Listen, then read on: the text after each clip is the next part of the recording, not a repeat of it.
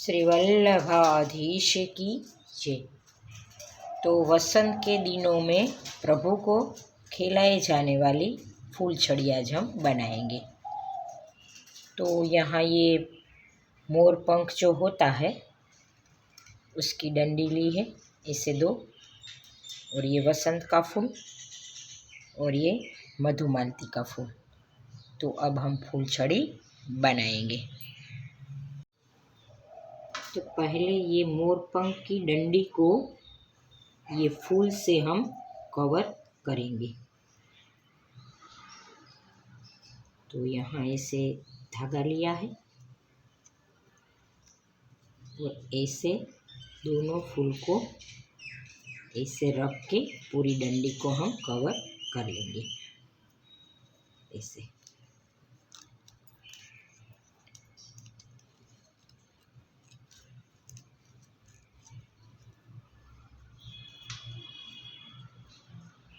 डंडी को निकाल के ऐसे कवर कर लेंगे।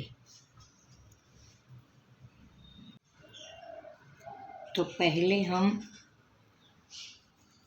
मधुमालती का फूल लेंगे, ऐसे आगे हम चुमकी बना के यहाँ धागे को लपेटेंगे।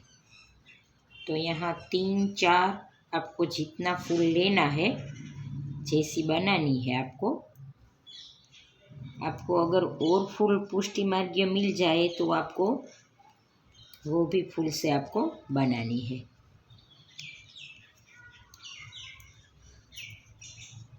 तो पहले हम ये मधुमालती का फूल को ऐसे लपेटेंगे आगे।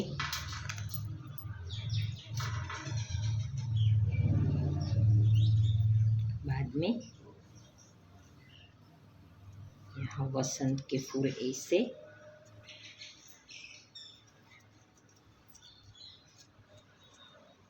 तो मैंने पहले से डंडी निकाल के रखी है वसंत के फूल की। तो ऐसे आप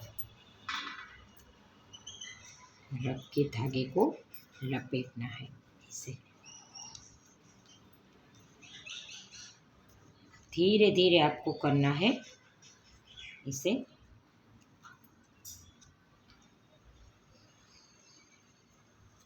अगर फूल इधर उधर हो जाए तो आपको अच्छे से रख के इसे धागे को लपेटना है।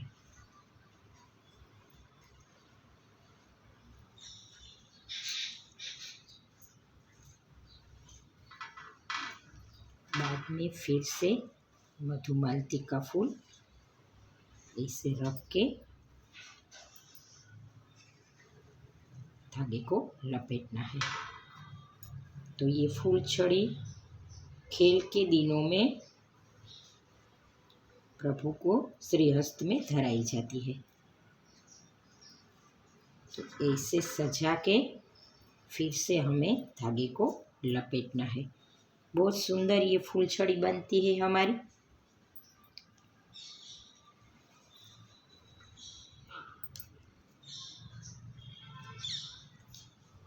तो ऐसे हमें रख के धागे को लपेटना है।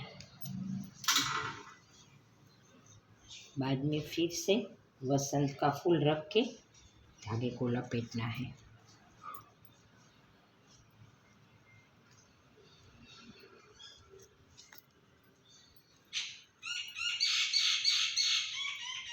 तो ऐसे हमें सजानी है।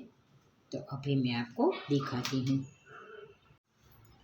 तो इतनी हमारी ये वसंत का फूल और मधुमालती का फूल से इतनी फूल छड़ी हमने सजाई है। तो यहाँ पीछे हमें क्या करना है, फिर से ये वसंत का फूल ऐसे रख के हमें कवर कर लेना है। तो ऐसे धागे को यहाँ लपेटना है, ऐसे फूल को रख के इसे।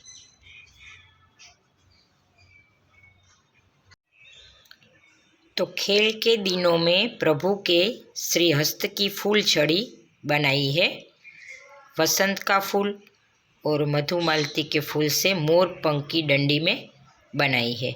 तो अगर आपके पास मोर पंख की डंडी नहीं है तो आप तुलसी जी की डंडी में, और आप बांस की बाज़ार में मिलती है डंडी, उसमें भी आप बना सकते हो।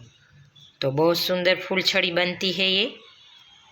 तो फूलछड़ी कैसी बनी है वो कमेंट करके बताना, और आप भी अपने प्रभु के लिए ऐसी सुंदर फूलछड़ी ज़रूर बनाना।